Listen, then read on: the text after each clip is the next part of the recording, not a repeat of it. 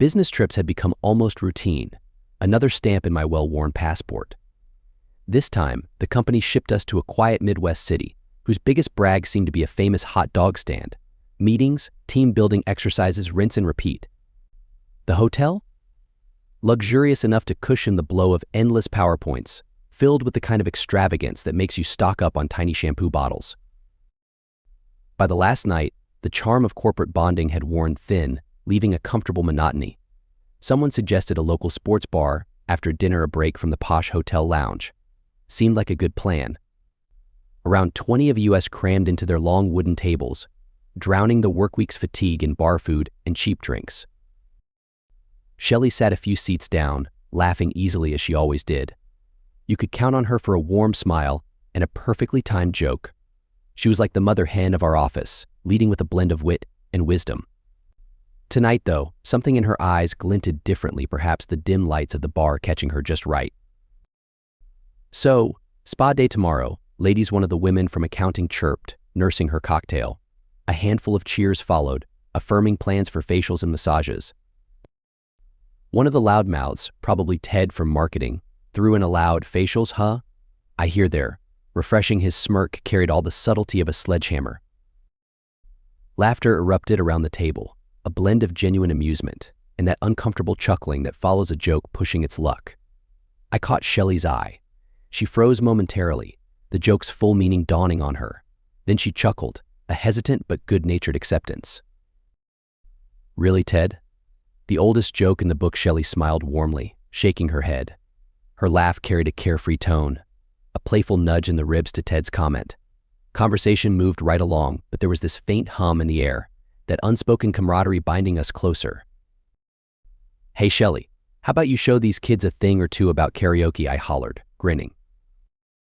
Shelley's eyebrows shot up, then lowered into a sly look. "Think you can keep up, James? 'Cause I've got chops." A chorus of encouragements followed as we headed to the bar's tiny, battered karaoke corner. It had seen better days, like a former prom queen now working a double shift. Shelley went first, choosing something classic perhaps because she knew every word. Her voice, strong and sure, belted out a rendition of Fleetwood Mac's "Go Your Own Way" that had even the bartender clapping. I was up next. Inspired by her, I chose an old rock anthem, some classic Springsteen. As I sang, the room seemed to shrink, focusing in on the thin line between my voice and Shelley's laughter ringing in my ears. When it ended, Shelley met me at the tiny stage, clinking her glass against mine. "Nice work, Springsteen," she teased, her eyes twinkling. Back at the table, more rounds followed, along with shouts for encore that we cheerfully ignored. The night melded into easy banter, tales of work antics, with more than a few ribbing on Ted's account. It was surprising, the way Shelley and I naturally gravitated toward each other as the evening wore on, her blue eyes sparkling with every jest, her laughter blending seamlessly with the rowdy ambience. Before long, folks began peeling off, claiming early morning responsibilities and long commutes. I found myself lingering, reluctant to dismantle the rare ease of the evening. Shelley's presence, usually steady and practical, felt refreshingly light tonight. I left the bar about 20 minutes after Shelley. The place had started to clear out, the neon lights casting a fleeting glow on the last stragglers belting out tunes on the karaoke machine. I slipped out, pulling my jacket tighter against the crisp night air. In the lobby, she was there, her eyes bright with the evening's laughter. "James, you nearly missed your bedtime," Shelley quipped, chuckling. "Can't leave all the fun for you, Shelley," I shot back, grinning. The elevator doors dinged open. She stepped inside, and I followed, the warm glow of the lobby fading out as the doors closed. The familiar hum of the elevator filled the silence for a moment. Then she turned to me, a sly smile playing on her lips. "All right, I have to admit, that joke about the penguin and the lawyer, it took me a full minute to get it." I laughed. "Really? Took you that long?" "Yep, and I was hoping no one noticed. Guess my poker face needs some work." "Don't worry," I leaned closer, lowering my voice. "I think you managed to fool everyone. Except maybe me." She rolled her eyes, leaning back against the wall. "You always catch me out, James." The doors dinged open again, revealing our floor. We stepped out, walking side by side down the quiet hallway. Her laughter from earlier seemed to have carried over. There was a lightness in her step I hadn't seen before. "So, tell me," she began, her tone teasing. "What's your secret to always looking fresh-faced at these morning meetings? Is it all those fancy facials you're always talking about?" I raised an eyebrow, glancing sideways at her. "Oh, you want in on my secrets now, huh?" She nudged me playfully with her elbow. "Spill it, James. What's the magic?" "Well," I said slowly, smirking, "it takes the right products and a careful technique. I could show you, but I let the sentence hang." Shelley stopped in front of her door, her eyes locking onto mine. "But what?" "But I'm not sure you can handle it," I teased. She crossed her arms, a challenging look in her eyes. "Try me." I hesitated a moment, then took the plunge. "All right, come on, I'll show you." Half expecting her to laugh it off, I was surprised when she shrugged and followed me to my door. I fumbled for my keycard, realizing my heart was thudding harder than it should. I opened the door to my apartment and motioned for Shelley to come inside. My place was tidy, not because I expected company, but because I couldn't stand clutter. Shelley looked around, nodding in approval at the minimalist decor. "So, what's your secret?" She leaned against the counter, a playful glint in her eye. I rummaged through the cabinet and pulled out a few bottles. "Here's the magic," I said, holding up a moisturizer.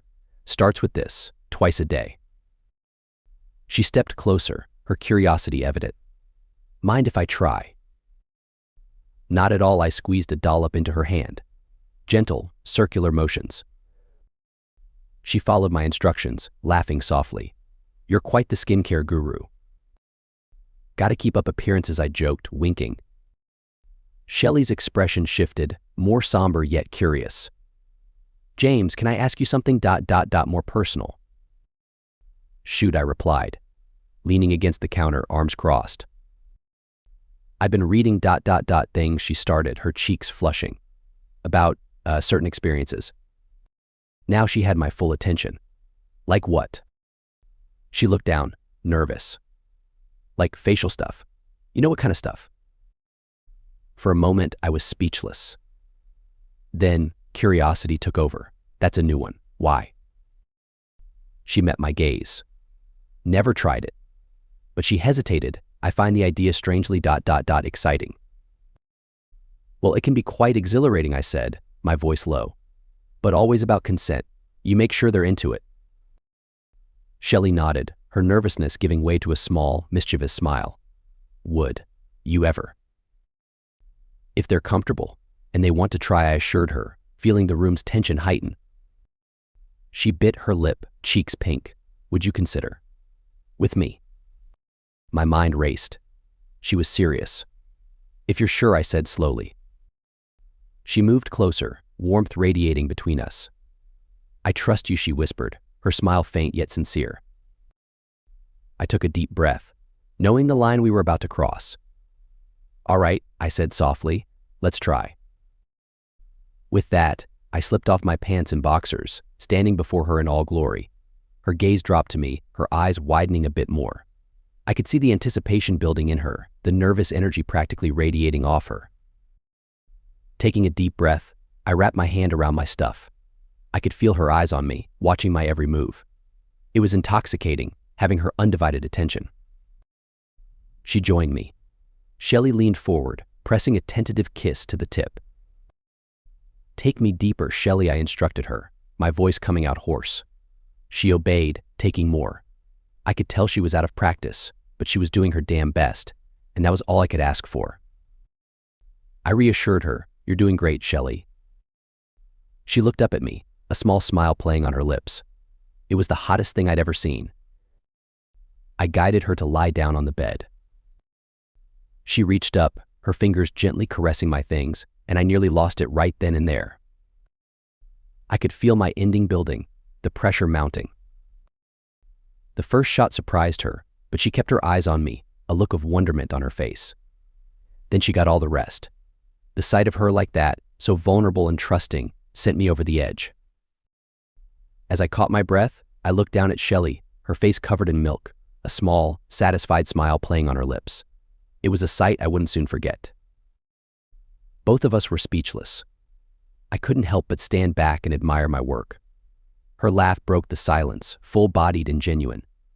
She wiped a bit away with a finger and looked at it like she was examining it. "Wow, James. That's impressive," she chuckled, still half laughing, half amazed. "Impressive or just messy?" I quipped, shaking off the moment's tension with a grin. "Maybe both," she replied, licking a bit from her lips. "You know, it's weird, but I still enjoy." "Glad to know you're not repulsed," I joked, offering her my hand. "Simon, let's get you cleaned up."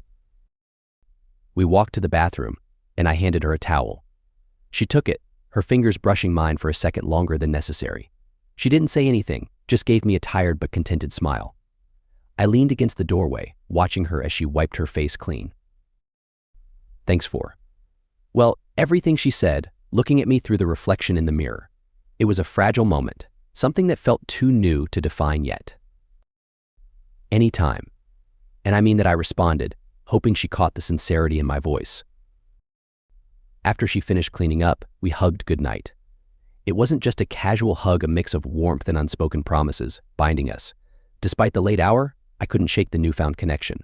It went beyond our typical professional relationship, settling into something deeper, more meaningful. The next day at work, everything appeared normal. Our professionalism remained intact, undisturbed by the previous night's encounter. Shelley sat across from me in meetings, her expressions focused and composed. We exchanged a few words, sticking to business as usual. But there was an added layer to our interactions. An unspoken bond that only we understood. A glance here, a brief smile there, it was as if we had a secret language. Lunch at the cafeteria had new charm, even when surrounded by other colleagues.